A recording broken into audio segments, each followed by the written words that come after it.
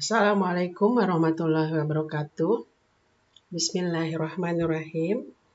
Kita pada kesempatan kali ini akan bahas tentang kekuatan asam.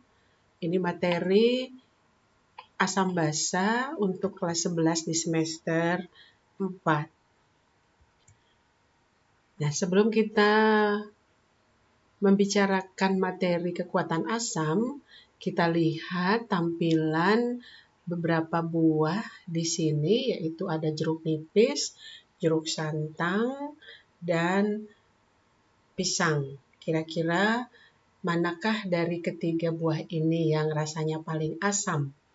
Ya, tentu saja kita tidak akan salah bahwa jeruk nipis adalah buah yang terasa paling asam dibandingkan jeruk santang atau pisang. Nah, dari sini kita bisa mengambil kesimpulan sementara bahwa ternyata asam-asam itu ada perbedaan kadar, ada perbedaan tingkatan keasamannya, ya, atau perbedaan kekuatan asam.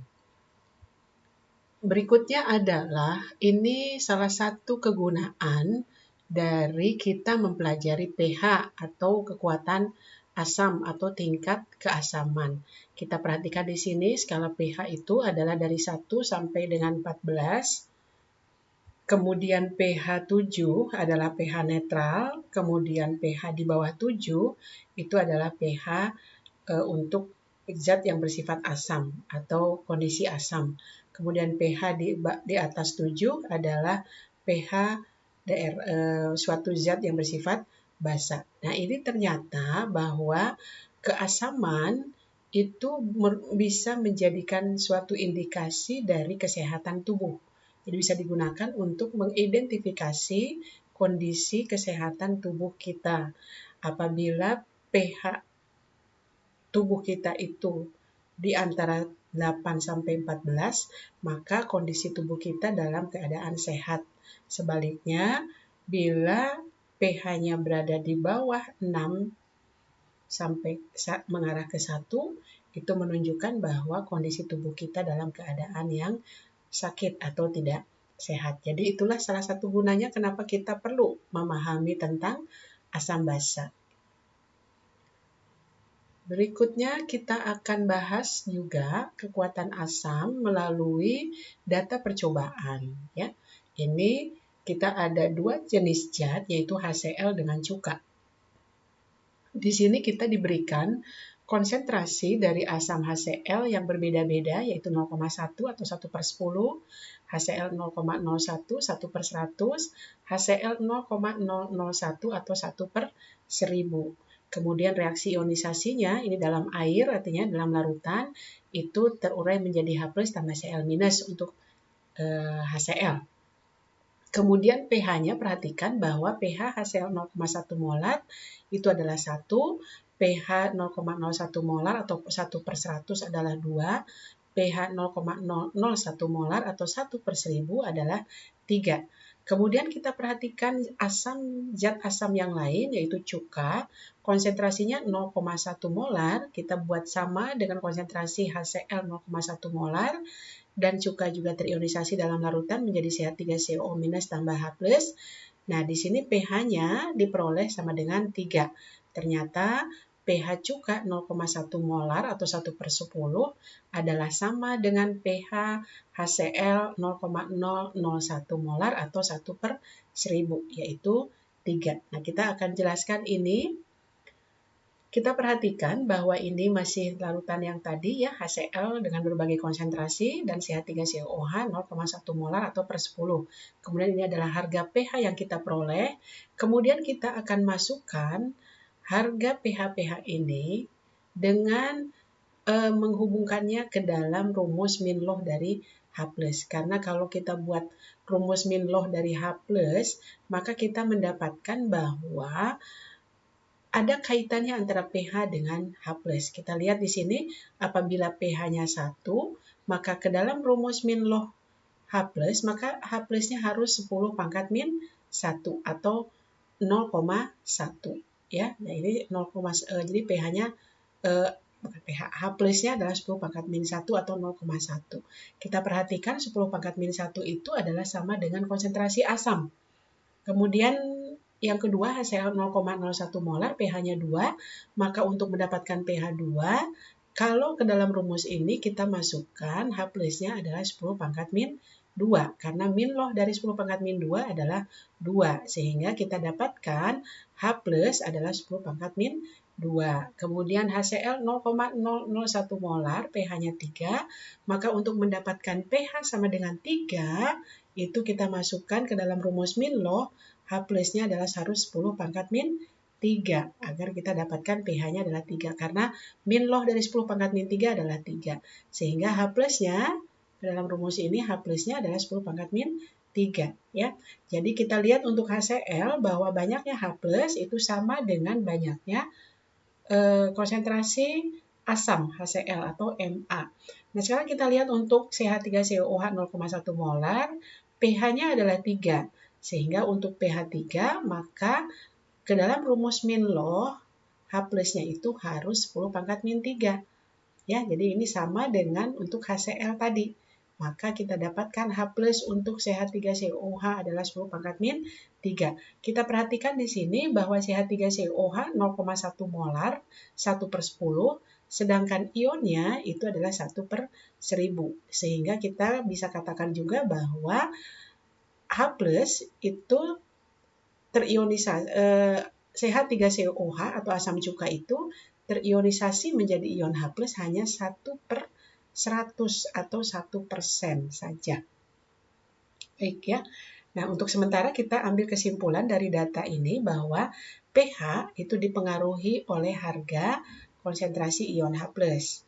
Apabila H plusnya banyak atau besar, maka larutan itu bersifat asam kuat atau makin asam terlihat dari pH-nya. Ya, karena pH-nya makin kecil. Nah, kita lihat dari mana kita tahu bahwa H plusnya lebih banyak, 10 min 1 dan 10 min 2 lebih banyak 10 min 1, ya, dan seterusnya. 10 pangkat min 3 itu lebih kecil daripada 10 pangkat min 2 dan juga lebih kecil daripada 10 pangkat min 1. Jadi makin besar konsentrasi H plus, maka pH-nya makin kecil karena makin bersifat asam, H plusnya makin banyak. Nah, dari sini juga kesimpulan lain adalah kita mendapatkan bahwa pH itu didapat dari rumus min loh H plus untuk mendapatkan pH. Ya.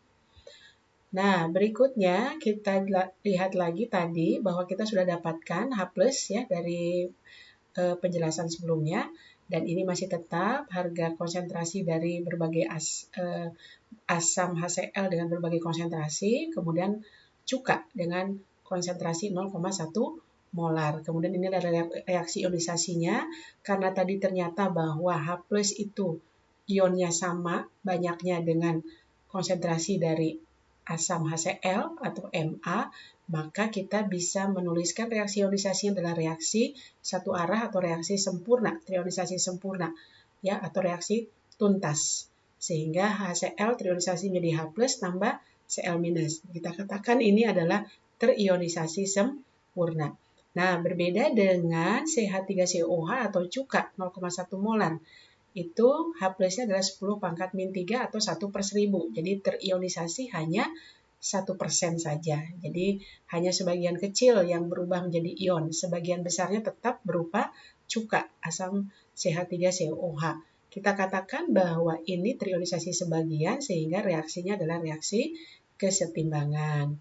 Nah, kesimpulan kita dari pembahasan ini adalah bahwa kita perhatikan untuk HCl dan CH3COH dengan konsentrasi yang sama, ternyata pH cuka atau konsentrasi H plusnya lebih kecil dibandingkan HCl.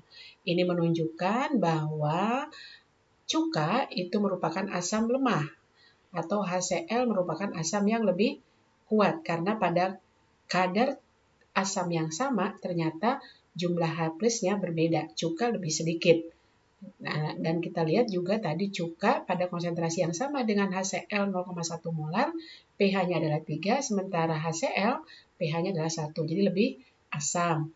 Kemudian kesimpulan berikutnya adalah bahwa karena HCl itu sebagai asam kuat, maka HCl itu dalam air terionisasinya sempurna menjadi H+ dan Cl-.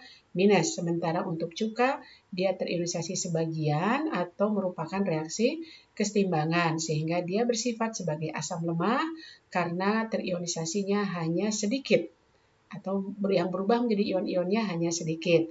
Karena reaksi dari ionisasi asam cuka itu adalah reaksi kesetimbangan, maka asam cuka memiliki harga Ka. Jadi kita ingat hubungannya bahwa setiap suatu zat yang memiliki harga K, maka dia merupakan reaksi kesetimbangan dan sifat asam atau basanya adalah lemah. Kemudian kita juga bisa membuat kesimpulan untuk penjelasan barusan bahwa ada tingkatan keasaman, terutama untuk HCl dan CH3COOH ya dari data tersebut. Berarti asam itu dibagi menjadi asam kuat dan kita lihat bahwa di sini diilustrasikan misalnya untuk asam kuat HCl terdapat dalam larutan yang diteteskan ke dalam air, maka HCl itu akan terurai menjadi H+ dan Cl-. Coba perhatikan di sini bahwa di sini komponen yang ada adalah ion negatif Cl dan ion positif H. Dan molekul lain adalah air sebagai pelarut. Kita tahu di sini dalam larutannya HCl tidak ada lagi dalam bentuk molekul. Jadi semuanya terurai menjadi H+ dan Cl-. Sehingga kita katakan bahwa HCl memiliki jumlah ion H+ yang banyak. Dan kita katakan bahwa ini merupakan asam yang kuat dengan pH lebih kecil ya dan sangat kecil gitu ya. Jadi pH-nya kecil. Kemudian untuk asam lemah, ini adalah pengertian dari pH ya. pH itu adalah singkatan dari potential of hydrogen atau power of hydrogen. Kemudian untuk asam lemah, perhatikan bahwa kita contohkan atau ilustrasikan seperti di sini zatnya adalah H2CO3 yang diteteskan ke dalam pelarut air. Perhatikan di sini komponen-komponennya terdiri dari H+, ion HCO3- dan molekul H2CO3, termasuk di sana terdapat juga molekul H2O gitu ya. Jadi di sini molekul H2CO3 sebagai asam masih terdapat dalam larutan. Berbeda halnya dengan HCl tadi ya. Nah, dengan demikian kita bisa menyimpulkan bahwa pada H2CO3 jumlah ion H+-nya lebih sedikit ya dibanding pada HCl sehingga pH-nya kecil tetapi masih lebih besar dibandingkan pH asam kuat gitu. Nah, demikian penjelasan kita tentang kekuatan asam basa bagian pertama.